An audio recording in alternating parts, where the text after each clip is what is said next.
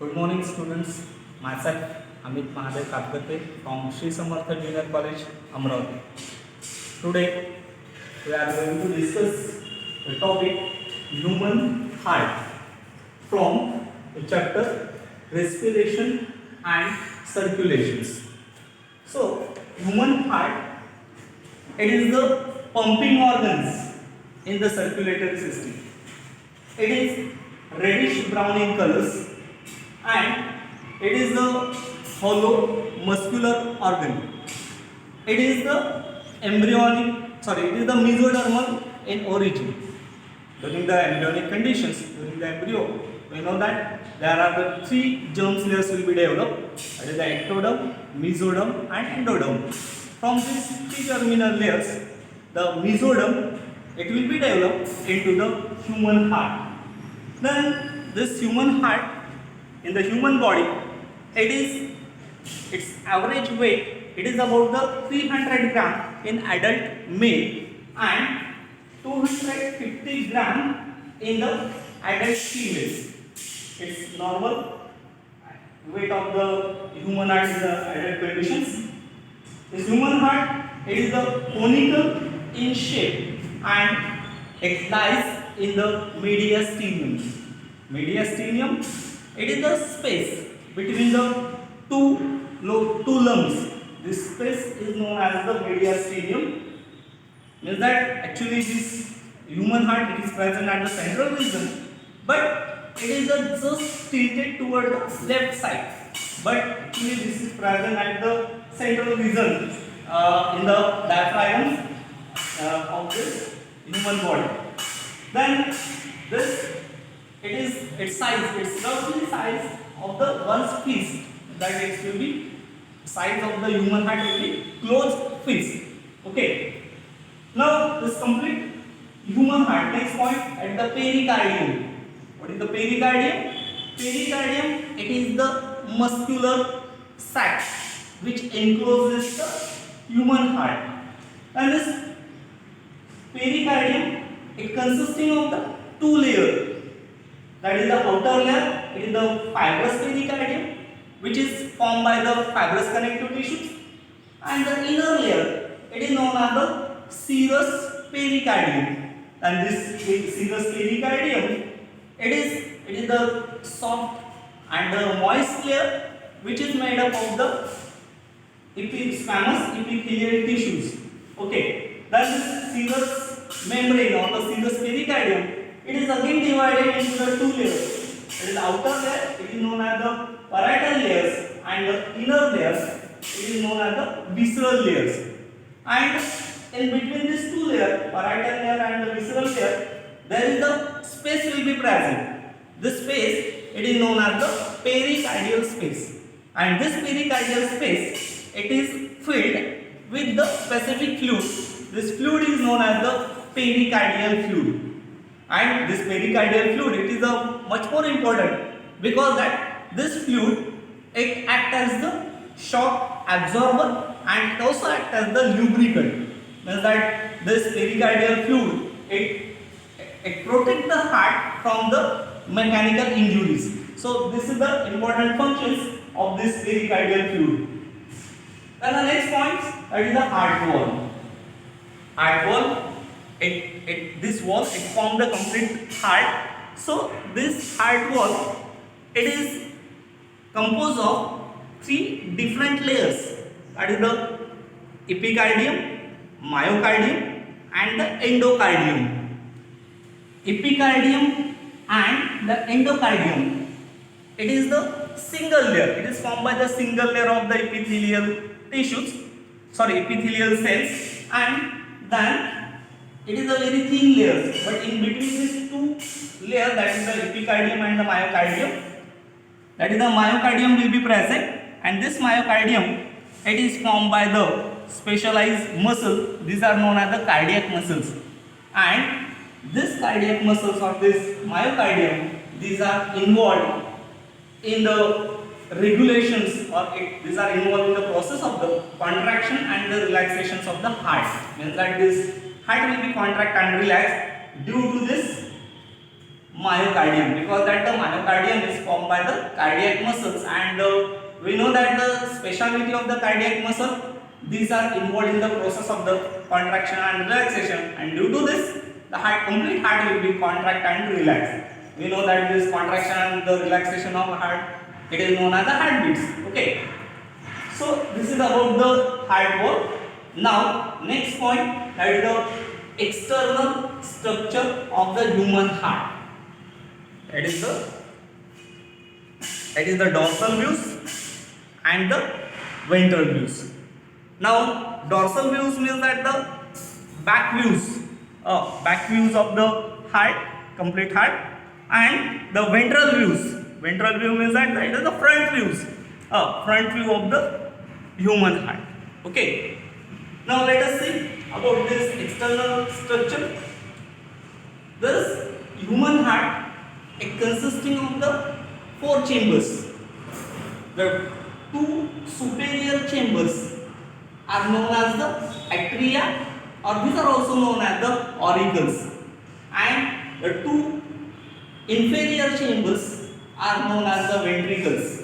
Okay, and this auricles, atriums and the ventricles, these are separated from each other by this transverse grooves. This transverse grooves is known as the coronary sulcus, or it is also known as the auriculo-ventricular grooves. Inside this coronary sulcus, there are the coronary arteries and the veins are present. And this coronary artery and the veins, these are the blood vessels. Coronary artery, it supply the oxygenated blood to the heart wall, and the coronary veins, it receive the deoxygenated blood from the wall of the heart. These are the main functions of this coronary artery and the coronary veins, which are present in the coronary sulcus.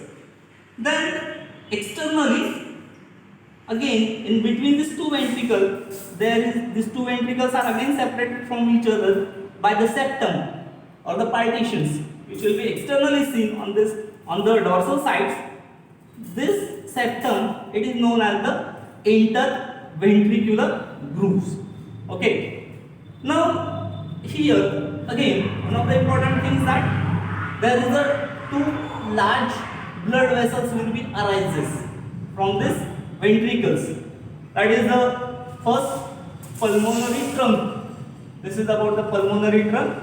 This pulmonary trunk, it will be arises from the right ventricles, and this second, that is the aorta. It is the large trunk, large blood vessel, which will be arises from the left ventricles. Now this aorta, it bifurcate. It consisting of the three regions. That is the posterior aorta, anterior aorta, and this is aortic arch. Okay. Then this aortic arch, it releases or it arises these 3 small arteries.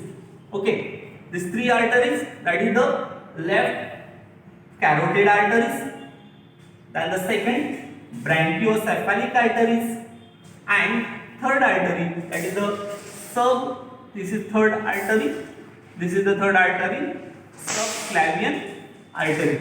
So these 3 arteries will be arises from this aorta, and then this pulmonary trunk, here this pulmonary trunk, it is bifurcated into the 2 branches, that is the right pulmonary artery and the left, this is the left pulmonary artery and the right pulmonary artery. So these are the branches. Okay.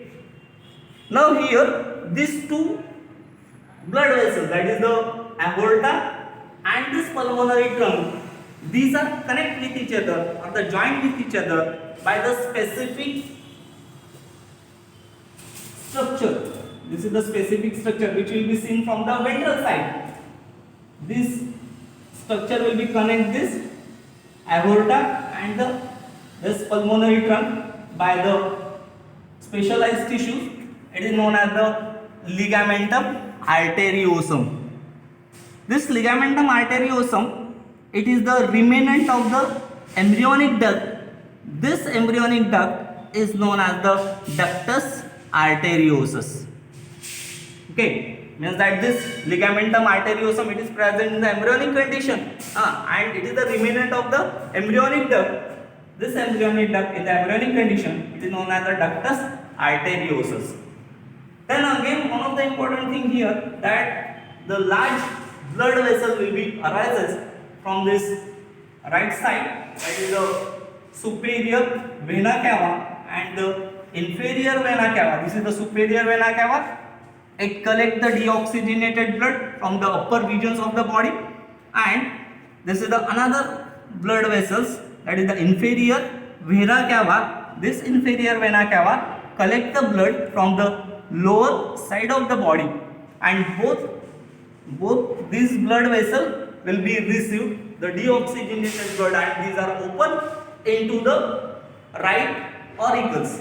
Okay, and here that, and again it receives the deoxygenated blood, and then the pulmonary arteries. This pulmonary arteries, it release the deoxygenated blood from the ventricles towards the lungs for the purification of the blood, and the pulmonary veins, it receives the oxygenated blood from the lungs and it opens into the left ventricles. So this is about the external structure of the human heart. It will be seen, that is the dorsal views. Dorsal views means that the back views, back side of the views of the heart, and the ventral views means the front view, and that from the front view of the front side of this body, it is known as the ventral view. So this is about the external structure of the heart, which with this complete heart is formed by the wall. These are known as the heart wall. This heart wall is composed of three membranes, right? Three layers: epicardium, myocardium, and the endocardium. Out of this, myocardium will be important because that it is responsible for the contraction and the relaxation of the heart. And this complete heart, it is covered by the membranous sac. This membranous sac is known as the pericardium. This pericardium is formed by these two layers, that is the inner fibrous pericardium and the inner serous pericardium. Then this, in between this inner serous pericardium, it is consisting of the two layers, that is the parietal layer and the visceral layer. This two layer, in between these two layers, pericardial space will be present, and this pericardial space will be filled with the fluid called as the pericardial fluid, which is very important because that it absorbs the shock and it protects the heart from the mechanical injuries. And this is about the external features of the human heart. It is the pumping organ. Heart is the pumping organ. It is reddish brown in colors. It is the hollow muscular organ. Actually, there is a heart. Blood will be present in the heart. It is not the hollow, but it is the hollow structure. And muscular organs. Its average weight 300 gram in the male and the 250 gram in the female. Conical in shape. It is present in the mediastinum, and its size will be closed face. Roughly size its closed face. Okay. So this is about the external feature and the external structure of the heart. In the next video, we have seen about the internal structure of the heart. Okay. So you like my video? Comments and if you suggestion, you can write in the comment box. If you like my video, so subscribe my videos. Okay, thank you.